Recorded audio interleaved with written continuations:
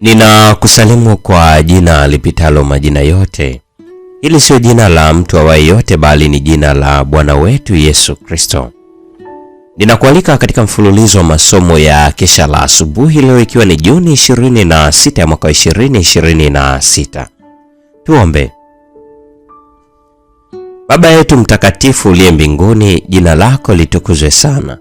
Ninasema asante kwa ajili ya asubuhi ya leo ambapo watoto wako wa kiume na wa kike tumekuja tena miguuni pako. Tusamehe dhambi zetu, tusafishe na ututakase. Tuongoze tunapojifunza mada hii siku ya leo katika jina la Yesu, amina. Mada ya leo ina kichwa kinachosema hoja yenye nguvu zaidi. Imejengeka katika kitabu cha Isaya 43 aya 11 na 12. Ambapo neno la Mungu linasema, mimi ni Bwana, zaidi yangu mimi hapana mwokozi. Nimetangaza habari, nimeokoa, nimeonyesha, na hapakuwa Mungu wa kigeni kati yenu. Kwa sababu hiyo ninyi ni mashahidi wangu, asema Bwana, nami ni Mungu.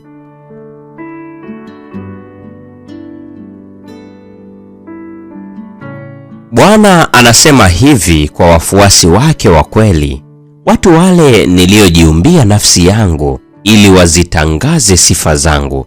Aya 21. Wao ni mashahidi wangu, wawakilishi wangu wateule katika ulimwengu ulioasi. Mungu anahitaji ushirikiano wetu. Matakwa yake ni ya haki na ya kimantiki. Tunapolichukua jina la Yesu, tunajitolea wenyewe kumwakilisha yeye. Ili tuweze kuwa wa kweli katika kujitolea kwetu, ni lazima Kristo aumbike ndani yetu. Yeye aliye tumaini la utukufu. Maisha ya kila siku lazima yawe kama ya Kristo zaidi na zaidi.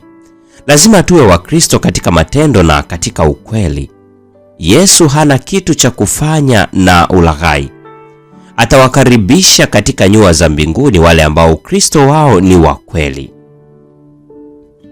Maisha ya wale wanaodai kuwa wa Kristo ambao hawaishi maisha ya Kristo wanakuwa dhihaka kwenye dini. Mungu hatutaki kununua fadhili zake kwa dhabihu ya gharama. Anachotaka tu ni utumishi wa moyo mnyenyekevu wenye toba ambao umepokea karama yake ya bure kwa furaha na shukrani.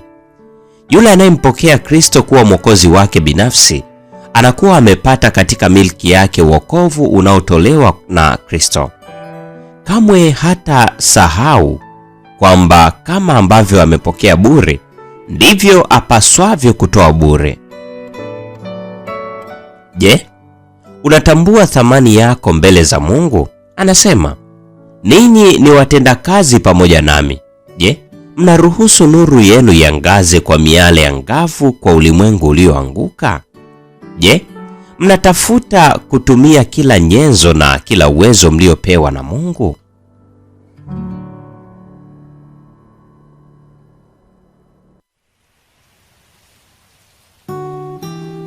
Unaweza usiwe mchungaji, lakini unaweza kuwa mshuhudiaji. Unaweza usiwe mnenaji mzuri, lakini unaweza kuwa shahidi mzuri katika kuishi maisha ya Yesu. Unaweza kuwa mzuri katika kuacha nuru yako iangaze mbele ya watu. Mkristo wa kweli anayependeka ni hoja yenye nguvu zaidi ambayo inaweza kujengwa kwa ajili ya kuunga mkono ukweli wa Biblia. Mtu wa namna hiyo ni mwakilishi wa Yesu.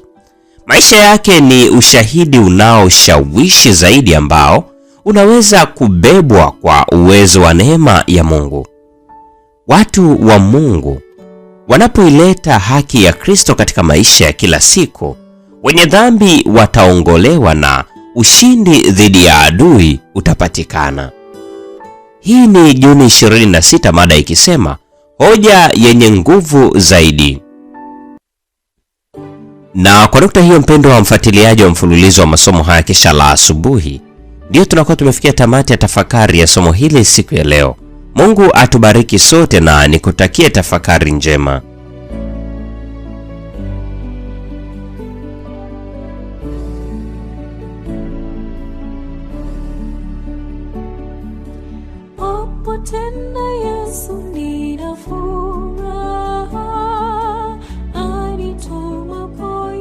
ndio raha, asipokuwapo hapa ifai.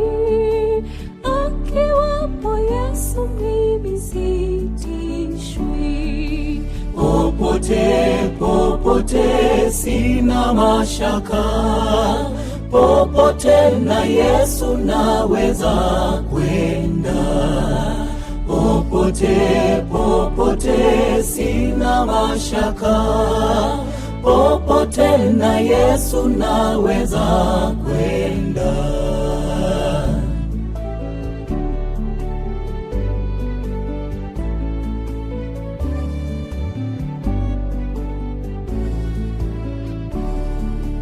Akiwapo Yesu si peke yangu, na nijapo tupo akali wangu, ajapo niongoza njia mbaya, niwapo na Yesu na shukuria.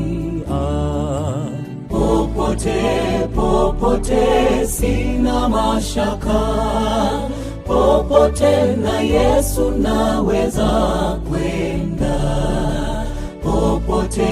Popote sina mashaka, popote na Yesu naweza kwenda.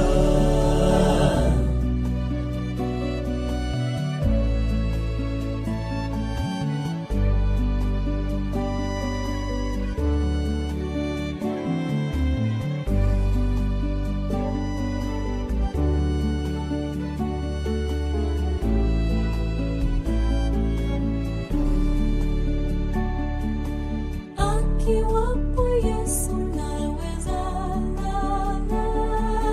naweza pumzika hata kiyama, kisha nitakwenda kwake milele. Akiwapo Yesu furaha tele. Popote sina mashaka, popote na Yesu naweza kwenda. Popote sina mashaka, popote na Yesu naweza kwenda. Popote sina mashaka, popote na Yesu naweza